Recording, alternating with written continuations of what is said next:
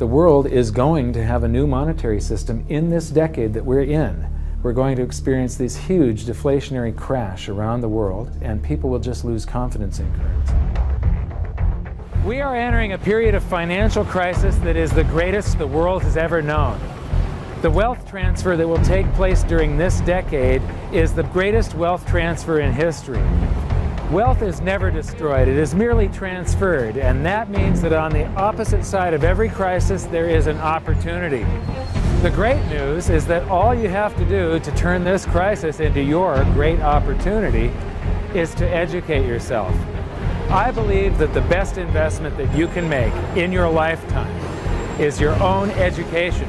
Education on the history of money, education on finance, education on how the global economy works, education on how all of these guys, the central bankers, the stock market, how they can cheat you, how they can scam you. If you learn what is going on and how the financial world works, you can put yourself on the correct side of this wealth transfer.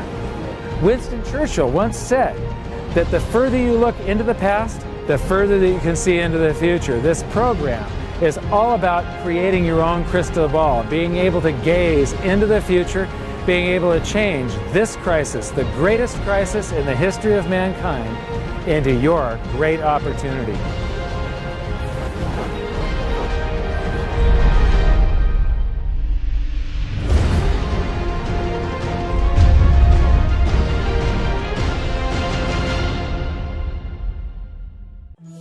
They say that money doesn't grow on trees, but the truth is that the modern banking system creates currency far faster than trees can grow. Most people don't have a clue how currency is created.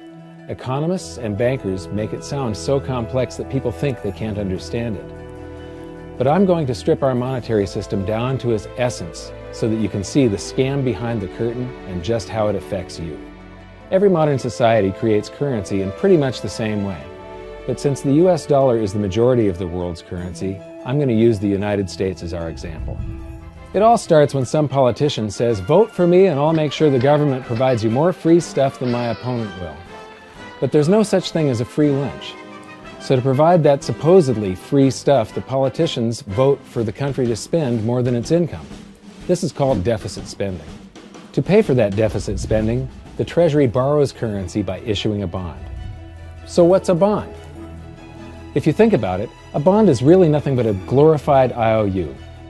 It's a pretty piece of paper with numbers printed on it that says, "Loan me $1 trillion today, and I promise over a 10-year period I'm going to pay you back that $1 trillion plus interest." But what you need to understand is that Treasury bonds are our national debt. These glorified IOUs are to be paid back by you and I and our descendants through future taxation. Therefore, when the government issues a bond, it steals prosperity out of the future so that it can spend it today. The Treasury then holds a bond auction, and the world's largest banks show up and compete to buy part of our national debt and make a profit on it by earning interest. You'll notice that as we move through this process, the big banks are there, taking a cut every step of the way. This isn't by chance, as you'll see shortly. Then, through a shell game called open market operations, the banks get to sell some of those bonds to the Federal Reserve at a profit. To pay for the bonds, the Federal Reserve opens up its big old checkbook and writes bad, bogus, counterfeit checks that should bounce because they're drawn on an account that always has a zero balance. There isn't one penny in there. To quote from the Boston Federal Reserve, "When you or I write a check, there must be sufficient funds in our account to cover that check. But when the Federal Reserve writes a check, there is no bank deposit on which that check is drawn. When the Federal Reserve writes a check, it is creating money." The Fed then hands those checks to the banks, and at this point, currency springs into existence. The banks then take that currency and buy more bonds at the next Treasury auction. But what is a check? A check is also an IOU. When you write a check, you're making a note that says, "Here's my IOU for cash. All you have to do is go to the bank and pick it up." Now, it's very, very important that you understand this process because we're going to come back later and show you the devastating effect this has on you. The Treasury issues IOUs, bonds. The banks then buy those IOUs with currency. The Federal Reserve then writes IOUs, checks, and hands them to the banks in exchange for the Treasury's IOUs, the bonds. And currency is created. So what's really happening is the Federal Reserve and the Treasury are just swapping IOUs, using the banks as middlemen, and abracadabra, presto, currency magically springs into existence. This process repeats and repeats over and over again, enriching the banks and indebting the public by raising the national debt. The end result is that there's a buildup of bonds at the Federal Reserve and currency at the Treasury. This process is also where all paper currency comes from. The Federal Reserve and the government mistakenly call it base money because they didn't watch episode 1 of this series and they don't know the difference between money and currency. But I will correctly refer to it as base currency because it is not money. It is currency, and as we've learned, there is a big difference. Money has to be a store of value and maintain its purchasing power over long periods of time. We learned in episode 1 that earlier in our history, our paper currency was just a claim check. It was a representation for real money of intrinsic value, the gold and silver that was held on deposit at the Treasury. You could walk into any bank and slap your currency, like say a $20 bill, on the counter and redeem it for real money, a $20 gold piece. But now, this base currency that's piling up back here is really nothing but a receipt or a claim check on an IOU, that bond. So it's really nothing but a supply of numbers. The Treasury then deposits the newly created currency into the various branches of the government, and the politicians say, "Hey, thanks for that." And the government does some deficit spending on public works, social programs, and war. The government employees, contractors, and soldiers then deposit their pay in the banks. Now, this may come as a shock to you, but when you deposit your currency with the bank, you're not actually depositing it into an account to be safely held in trust for you. Instead, you're actually loaning the bank your currency, and within certain legal limits, they can do with it pretty much anything they please. This includes gambling in the stock market and loaning it out, at a profit, of course. Now this is where the machine of currency creation really gets cranking, because this is where something called fractional reserve lending comes into play.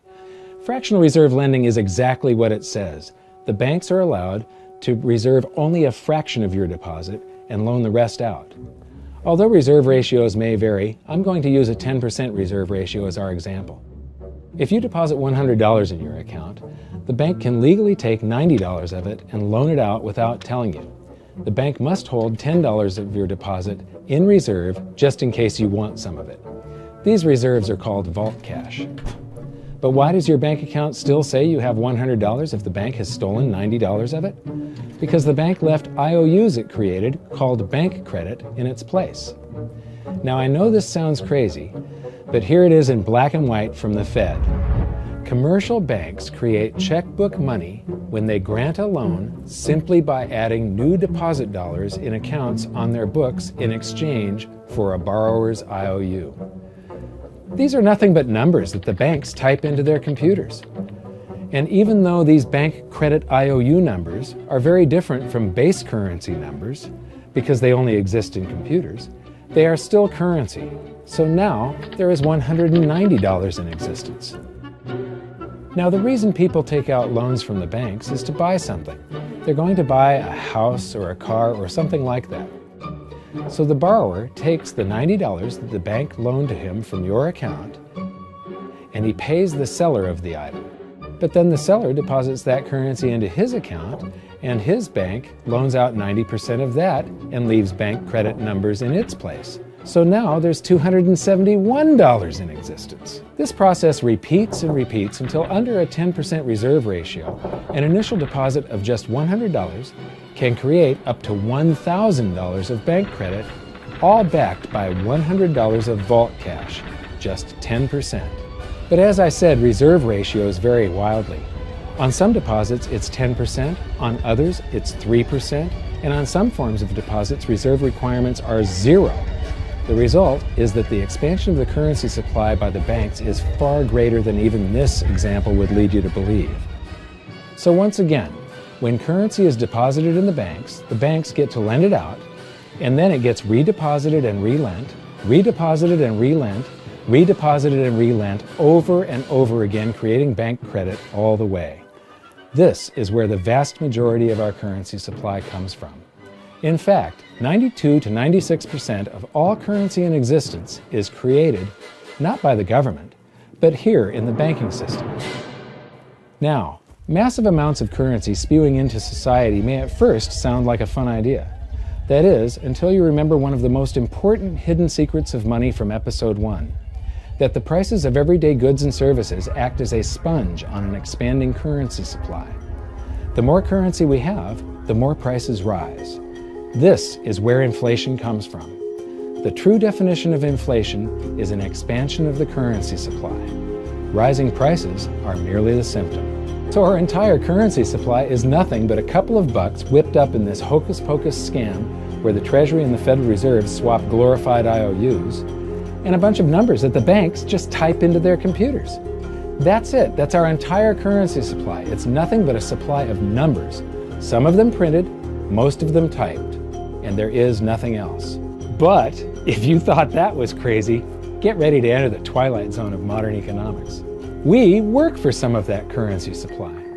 True wealth is your time, but we trade away moments of our lives, hour by hour, day by day, and year by year, for numbers that somebody printed on pieces of paper or just typed into a computer.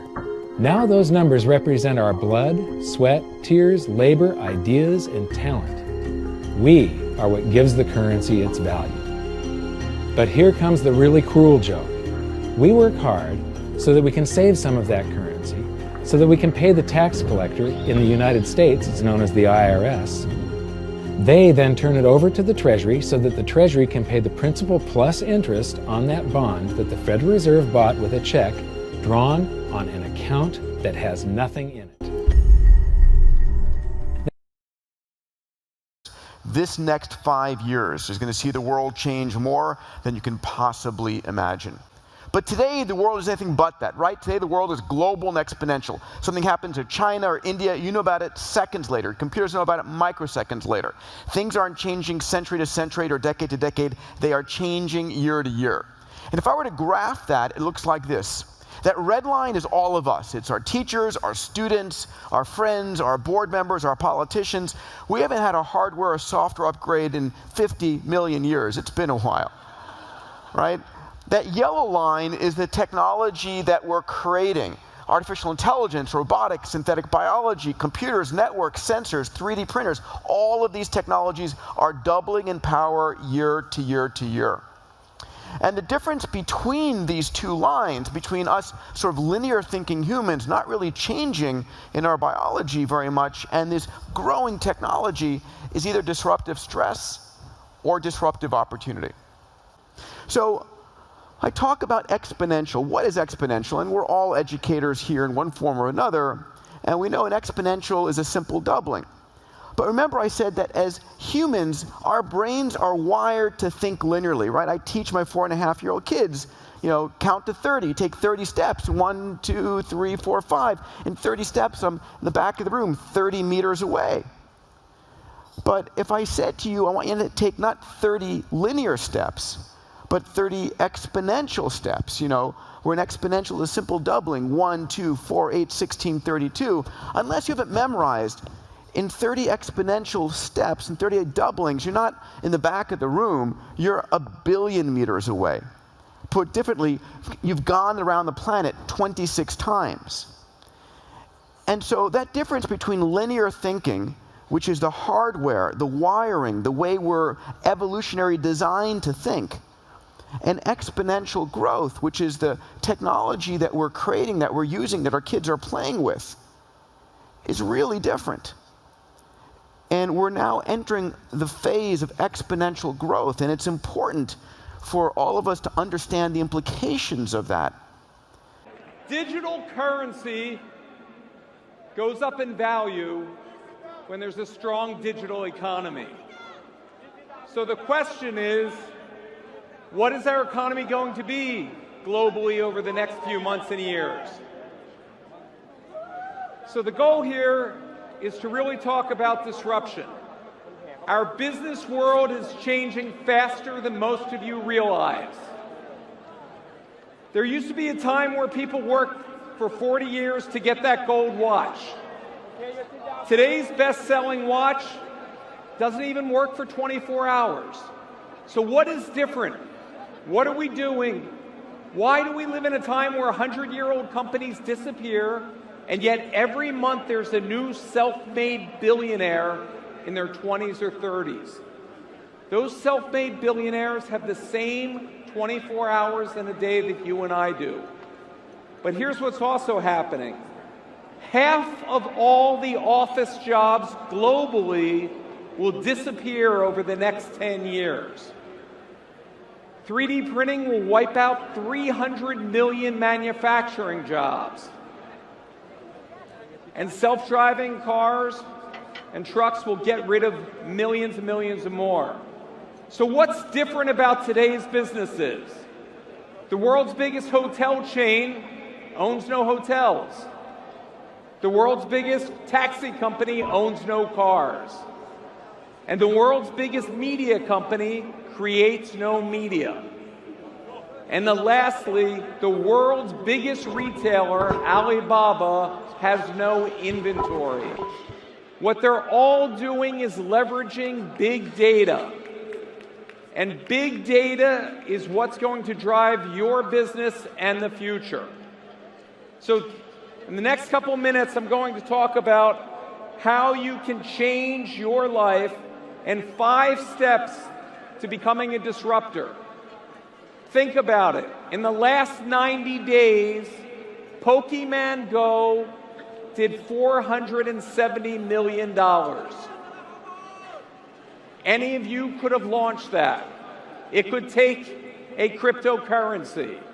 This is why this is so important to the future of OneCoin and what you're about. In 2 seconds about me, I've spent the past 3 decades disrupting different industries, and I've had the pleasure to work with and be partnered with some of the most influential and forward-seeking people on the planet. And what I've learned from that is that things are changing so fast that unless you pay attention, it could cost you your career. So what is changing? So there are 3 things to focus on: digital currency, 3D printing, and for fun, we're going to talk about the electric drill. So, the first step to changing the world is to get outside of your comfort zone. Business as usual is dead. Half of all the jobs that presently exist in the US will disappear. It's just like when we went from farming to industry. Today, it takes 1.6% of the US population to feed the rest and export. The same automation is going to happen to big businesses and small. So where are the opportunities? Many people thought it was with big companies. But as you can see, of the Fortune 500 companies, only 57 are left. So what companies are going to disappear? And the ones that stay will not be making the same products that they did just 5 years ago. Think about it. Apple, the largest company in the world, was a failed computer company. They went into phones. They're going into cars. What are they seeing that's different? Who's next? Where are the opportunities to flourish where cryptocurrency will grow the most and be the most valuable? So the first thing to look at is the world around us is dematerializing. Physical items are disappearing. The supply chain that makes physical items is being replaced. Think about your desk. You used to have all these items that were manufactured in a factory, shipped on a boat, into a truck, stocked at retail, and slowly, and now faster, every single item has been replaced by an app. We are living in a post-physical world. The majority of all purchases are done for digital goods. The majority of all income goes to digital goods. That's the opportunity for a digital currency. So I'm here to talk to you about blockchain technology. It's something most people don't understand, And so I like to take you back in time just to set the context, because we all understand the internet today, but it wasn't that long ago that very few people understood what that is, and here's how I like to start this conversation. 56 past, I wasn't prepared to translate that as I was doing that little tease. Oh, that's that little right. mark with the A and then the ring around it. At? See, that's what I said. Katie said she thought it was about. Yeah. Oh. But I'd never heard it. Around I'd never heard it said. I'd always That's seen right. the mark, but never heard it said. And then it sounded stupid when I said it. Violence at NBC. I heard be around big or fight about up in the lunchroom the other See, week. there it is. Violence at NBC. GE.com. I mean, Well, Allison should know. what do you is say to that, internet Allison? anyway? Internet is that Massive computer network. the one that's becoming really big now. What do you mean? That's big. How does one? What do you write to it like mail? No, a lot of people use it and communicate. I guess they can communicate with NBC writers and producers. Allison, can you explain what internet is? No, she can't say anything in 10 seconds or less. Oh, Allison will be in the studio shortly. What is What it? does it mean? It's a giant computer network made up of started from. Oh, I thought you were going to tell us what this was. It's like You a looked in the computer dictionary. billboard. It's not in it. It's a. So I like to start here because we all understand the internet and we use it. It's pervasive in all of our lives every day today. And I think that blockchain technology is essentially where the internet was in, call it 1994. This is also an article from Newsweek in 1995 talking about how the internet's going to fail, and essentially it's only used by criminals, and that it's a passing fad, and it's going to go away. And I think that this is a useful set of context because, what have you heard about Bitcoin? You've probably heard it's insecure. You've heard of this company, Mt. Gox, that failed and hundreds of millions of dollars disappeared. Well, the underlying protocol has never been hacked. It is the most secure system the world has ever seen. If you take all of Google's global infrastructure, times 100, that's the kind of security or hashing. It's over an exaflop, the Bitcoin network. So it's the most secure system the world has ever seen. Those companies that failed were essentially banks that left their vaults open. You've also probably heard that it's used by criminals. You may have heard of this thing called the Silk Road. Much like the internet was only used for bad things. That's not really the case. Yes, there are some bad things done with this. Any new technology is going to have a yin and a yang. You're going to see good uses and bad uses. And as the technology develops, the, call it early fringe users become a minority, and the, call it mainstream adopters end up using it for better things. And so most of the world's top thought leaders, venture capitalists, academics have all said there's tons of merit to this technology, and there's more there than that. And you've also maybe heard, that Bitcoin went up to 1,000 and the price has gone down and it's probably going away. The reality is that it's growing exponentially. Every single metric, if you look at it closely, aside from price, which is kind of the main primary barometer of sentiment, which is the data that most of you operate off of, every metric is up and to the right. So what is Bitcoin? It's digital value. It's fixed supply. It's programmable.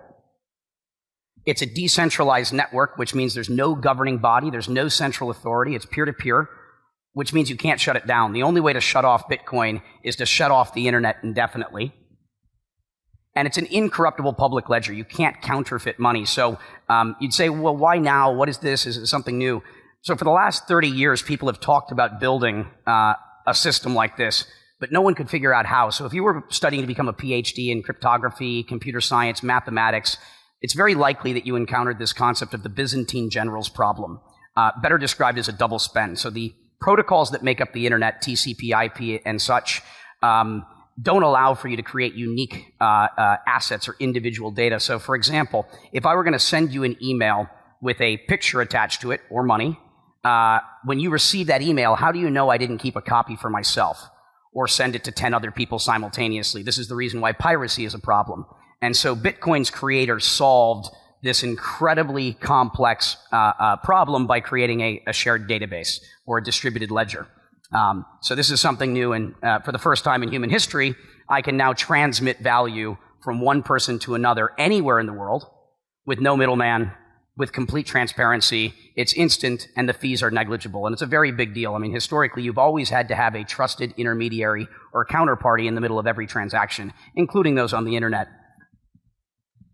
So Bitcoin was the first application, and I'm not really here to talk to you about that. I'm here to talk to you about blockchain technology. So think of the blockchain as the technology that makes Bitcoin possible, and Bitcoin is the first application. So again, think of the blockchain as the operating system, and Bitcoin is now one of about 700 apps that are trying to create innovation around this space, and you're starting to see lots of major institutions use it. But I want to take us through kind of what I think of as the evolution of kind of technology as it relates to what is disrupting the world. In this case, we used to communicate with people verbally, and that was the verbal sort of communication era.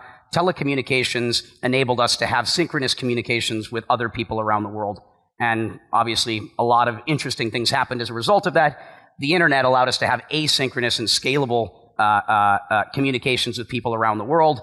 And so I think of all of this as kind of the internet we use today as the internet of information.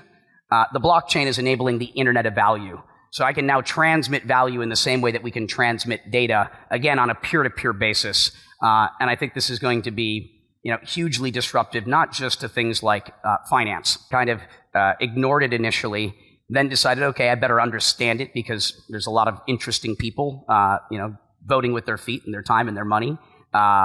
And so the first thing that you do in that situation is you analyze the threats and the opportunities. And like all things, you're going to recognize that this is going to be disruptive in a bad way in some ways. For banking, correspondent banking, for example, I think is a segment of the banking world that's going away completely. But there's also a lot of opportunity that comes with it.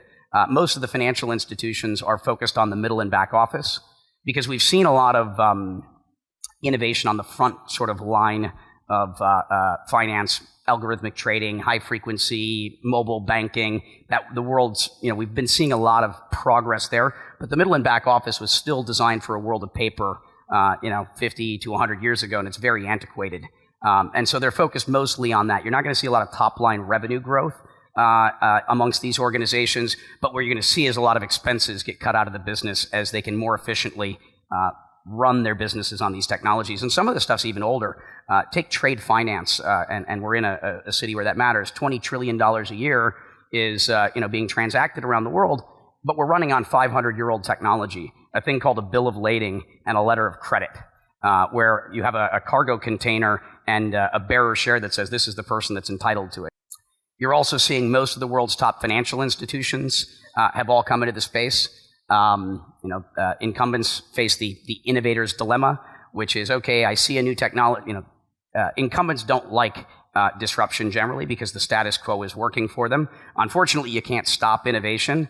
So most of the world's financial institutions were taking a look at this technology that was emerging.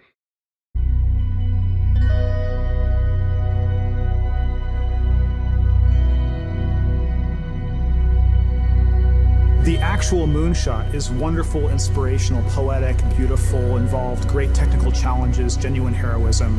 It brought the world together. But think about the Polynesian islander on the dugout canoe, deciding one day they were going to go that way. No one had ever been that way before. No one even knew if there was anything that way before. It was amazing, and it changed the world. People can set their minds to magical, seemingly impossible ideas, and then through science and technology, bring them to reality. And that then sets other people on fire, that other things that look impossible might be accomplishable. Galileo is such a hero, in thinking big, and what he represents to me is both curiosity and wonder that humanity had, that pushed him and drove himself to invent and work on the first telescopes that allowed us to see the moon, and here we are. These aviation pioneers were figuring it out as they went. No one really knew how to build an airplane, right? No one knew how to fly an airplane. It was amazing and crazy and wonderful, and they wanted to explore. Many years ago, the great British explorer George Mallory, who was to die on Mount Everest, was asked why did he want to climb it. He said, because it is there. There's so many challenges in the world, and you could feel daunted by that, and sort of oppressed by that, or you kind of say, how might we think differently about this? Everyone else in the world is working on that next 10%. If you can be the one that delivers that 10 times improvement, you have a chance to really change things. If you want cars to run at 50 miles per gallon, fine, you can retool your car a little bit. But if I tell you it has to run on a gallon of gas for 500 miles, you have to start over. You need a lot of courage in this work, and you need a lot of persistence. One of the things that's really critical is not only having the courage to keep trying every day or thinking big, even if you don't really 100% believe it's possible, like you might think this might be possible, have the courage to try. That's how the greatest things have happened. You don't spend your time being bothered that you can't teleport from here to Japan, because there's a part of you that thinks it's impossible. Moonshot thinking is choosing to be bothered by that. We choose to go to the moon in this decade and do the other things, not because they are easy, but because they are hard. Humanity's progress has been a series of amazing, audacious things, from the very small and personal up to the great, big, and grand. And we are a species of moonshots. And to me, that's like the really amazing, poetic, and inspirational thing. I think our ambitions are a glass ceiling on what we can accomplish. When you find your passion, you're unstoppable. You can make amazing things happen. It's been true through all of history. I believe in the human spirit, and I believe that there are always going to be crazy people who will get out of bed one morning and say, you know what? I think I can build a space elevator, and let's go and do it. But I think that if we become afraid to take these great big risks, we stop inspiring people. We stop achieving things. And the biggest nightmare scenario is that we won't have what it takes to solve the really big challenges. When Kennedy said that we would put a man on the moon, it's about the fact that he said, we don't know how to do this yet, and we're gonna do it anyway. And that sends chills up everybody's spine. Because if that happens, what couldn't we do?